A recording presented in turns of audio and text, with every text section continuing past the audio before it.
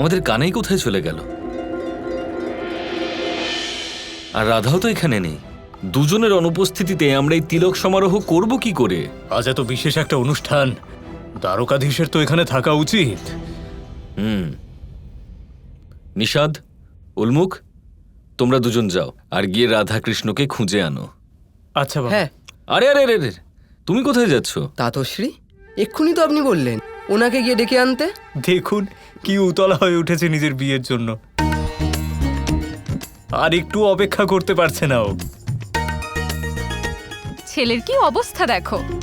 প্রদ্যুম্ন, তা তুমি তো এতটা উতলা হওনি নিজের বিবাহ নিয়ে।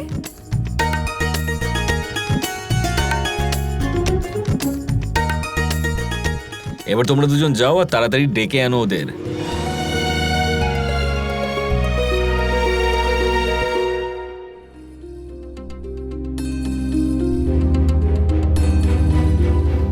শ্রীরাধা,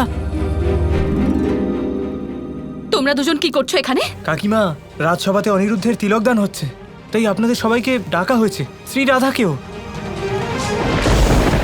তাই তিলকদান হচ্ছে? তাহলে তো বিয়েও হবে আর তারপর মহাভোজও হবে। হ্যাঁ, মহাভোজও হবে। আহা, বড় আনন্দ পেলাম। তাহলে তো অনেক খাবার দাবার থাকবে।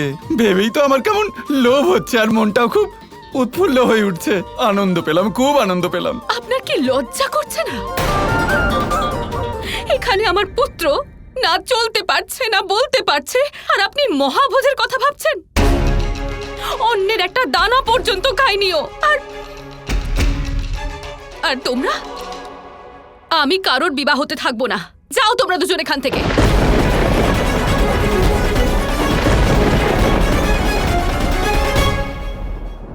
অপরাধ করেছে এই ছেলেটা, আর শাস্তি পাবে এই নির্দোষ বালকগুলো। অদ্ভুত বিচার তো আপনার। কিন্তু আপনার এই অশুভ পুত্রের জন্য সংসারের সব বিয়ে তো থেমে থাকতে পারে না, তাই না দেবী? আপনার কি নিজের শব্দের ওপর কোনো বশ নেই? শব্দ নিজে থেকেই মুখে চলে আসে দেবী, যদি কারো সামনে এমন কুপাত্রের মুখ থাকে তাহলে। রাধা, এ কেমন বৈদ্য নিয়ে এসেছেন?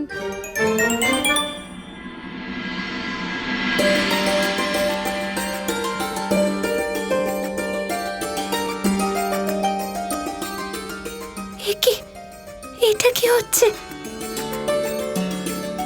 দেখো জাম্বুবতী,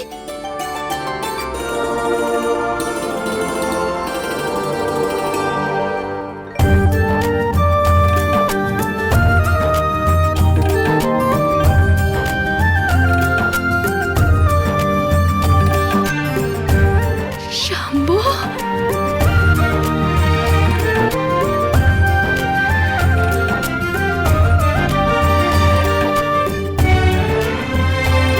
পুত্র। উলমুখ, নিষাদ, যাও গিয়ে দেখো কৃষ্ণ কোথায় আছে। ওকে এক্ষুনি এখানে নিয়ে এসো। আচ্ছা শ্রীরাধা, ঠিক আছে।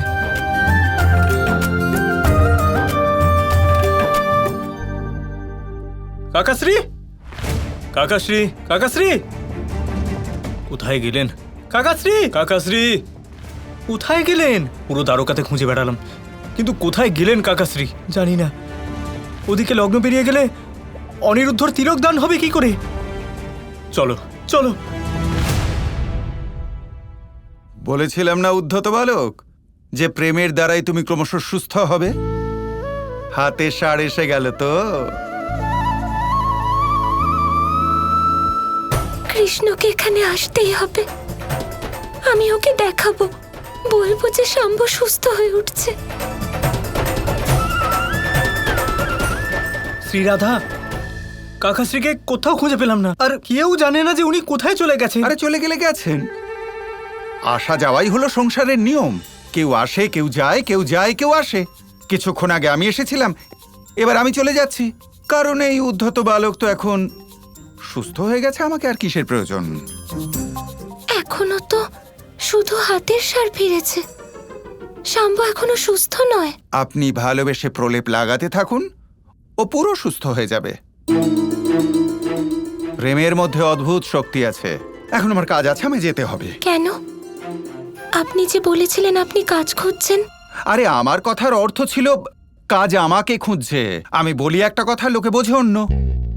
পৃথিবীতে কত রোগী আছে, কি করে বলি আপনাকে? সবাইকে সুস্থ করে তুলতে হবে আমায়। কাকে ছেড়ে কাকে ধরি কি করে বলি? কারণ কেউ কেউ শরীরের দিক থেকে অসুস্থ, আর কেউ কেউ মন আর চেতনার রোগী।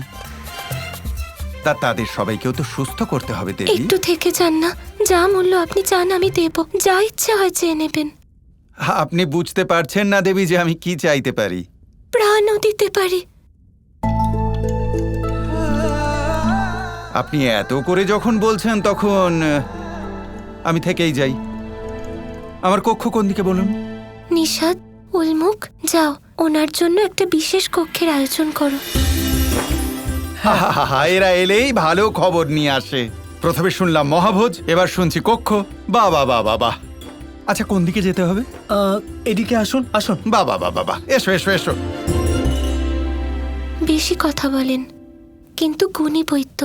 দেখো শাম্ব, তুমি তাড়াতাড়ি সুস্থ হয়ে যাবে।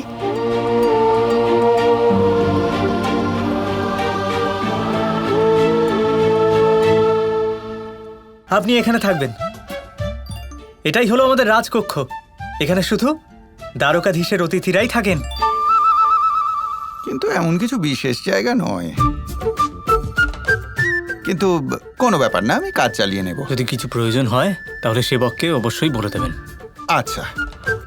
উন্মুখ, আমাদের যত তাড়াতাড়ি সম্ভব কাকাশ্রীকে খুঁজতে হবে। অনিরুদ্ধের তিলক সমারোহ আটকে আছে। হ্যাঁ নিষাদ, এবার আমাদের যেতে হবে। আজ্ঞা দিন। প্রণাম। আয়ুষ্মান হও। এই ব্রহ্মাণ্ডের সঞ্চালক তুমি, তোমার কাছে কোনো না কোনো উপায় নিশ্চয়ই আছে। কানাই, তুমি রোগ আর তুমি রোগের ওষুধ।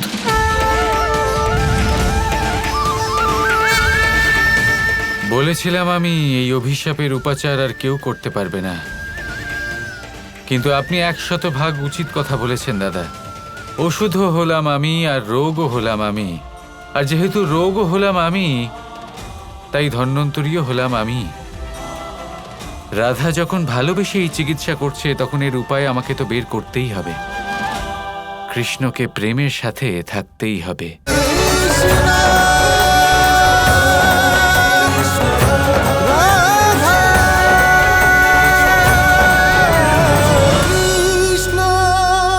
জীবন, এই জীবনের সত্য কি? জন্ম, যেখান থেকে জীবন আরম্ভ হয়, নাকি সমাপ্তি? মৃত্যু, যেখানে জীবন শেষ হয়ে যায়। জীবনের সত্য এটা নয়, সব কিছু এটা নয়। ভালো করে ভেবে দেখলে কিছুই যায় আসে না যে আপনার জন্ম কোথায় হয়েছে, কিভাবে হয়েছে। এতেও কিছু যায় আসে না যে আপনার মৃত্যু কোথায় হবে, কিভাবে হবে। যায় আসে তখন গুরুত্বপূর্ণ হলো এটাই যে জীবন আপনি যাপন করেছেন তার উদ্দেশ্য কি ছিল, কি ভাবনা নিয়ে আপনি বেঁচেছেন। এখন যদি আপনি এমন কিছু করেন যার দ্বারা এই সংসার আপনার থেকে জীবন যাপনের প্রেরণা পেতে পারে, মৃত্যুর পরেও আপনার কর্ম দেখে তা স্মরণ করে জীবনে বাঁচতে শেখেন, তাহলে তার তাৎপর্য হলো আপনি নিজের কর্মের দ্বারা, নির্বাচনের দ্বারা অমর হয়ে গেছেন। দেখুন, জীবনে দুশ্চিন্তা করা হলো বৃথা, মৃত্যুর ভয়ও হলো বৃথা। কারণ আত্মা কখনো মরে না, তাকে কেউ শেষ করতে পারে না, না কাল, না মৃত্যু, আর না সময়। যদি এমন কিছু থাকে যা আপনার আত্মাকে শেষ করে দিতে পারে, তাহলে তা আপনারই নিজের দুষ্কর্ম। তাই এই যে জীবনকাল আপনার কাছে রয়েছে, তাতে শুধু শুভ কর্ম করুন, দুশ্চিন্তা করা ত্যাগ করুন। এমন কর্ম করুন যা দেখে সংসার উচিত পথে চলে আসবে, শুভ কর্ম করবে। যদি আপনার মৃত্যুর পরে সংসার আপনাকে স্মরণ করে শিক্ষা লাভ করে, উচিত পথে চলে, প্রেরিত হয়, তাহলে আপনিও অমর হয়ে যাবেন। আসুন আমার সাথে ভালোবেসে বলুন, রাধা রাধা।